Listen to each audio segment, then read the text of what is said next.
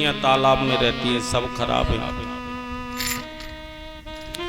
अगर सुबह सुबह साधु संत महात्मा कोई आ रहे हैं, अपनी इच्छा से कोई भी चीज देते हैं और आपने श्रद्धा भाव से रख ली तो निश्चित भला होगा।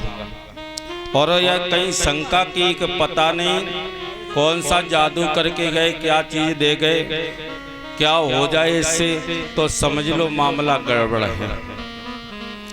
ऐसे ही इतना अत्याचार बढ़ा, इतना अत्याचार बढ़ा जिसकी कोई सीमा नहीं। जिस समय पाठशालाओं में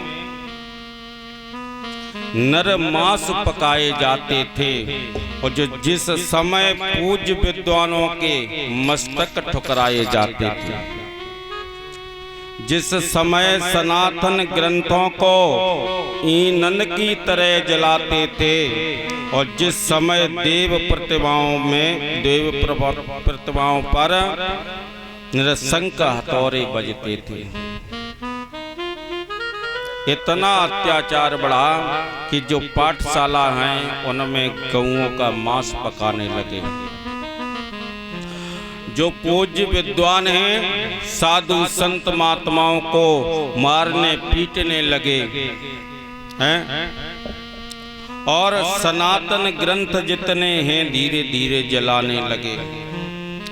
और जो देव प्रतिमाएं बनी हुई हैं वो तोड़ने लगे।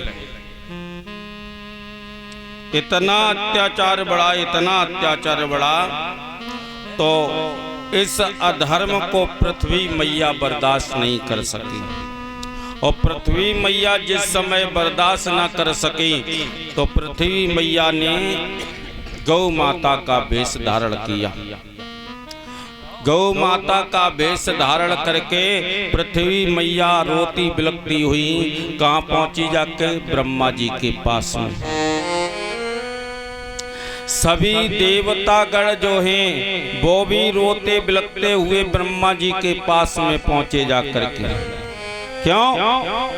क्योंकि संसार में जितने भी मंदिर मस्जिद बने हुए हैं, लोग अपनी ईर्ष्या के कारण कोई मूर्ति को तोड़ता है, कोई मस्जिद को तोड़ता है।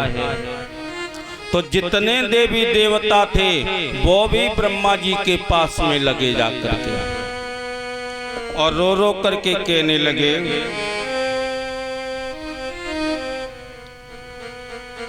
रो करके जवाब दिया कि हे ब्रह्मा जी, अब और अत्याचार और पाप हम पे बर्दाश्त नहीं हो रहा है। देवता गण कहने लगे, अब संसार में हमें कोई पूछ नहीं रहा है, कोई भी हमारी पूजा नहीं कर रहा है, बताओ मैं पृथ्वी पर कैसे वास करें? ब्रह्मा जी कहने लगे, अब ये तो हम तो नहीं बता सकते हैं, चलो भगवान विष्णु के पास में चल रहे हैं। तो भगवान विष्णु के पास में क्षीर सागर में जिस समय पहुंचे हैं, भगवान विष्णु जब क्षीर सागर में प्रकट नहीं हुए और दिखाई नहीं दिए, अब तो और ज्यादा घबराने लगे।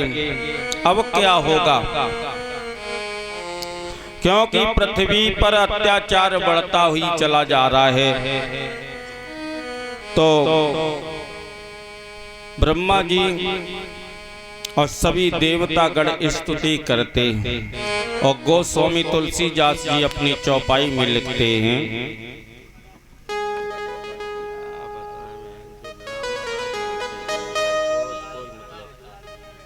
दवा जल्दी तेल लगा ले।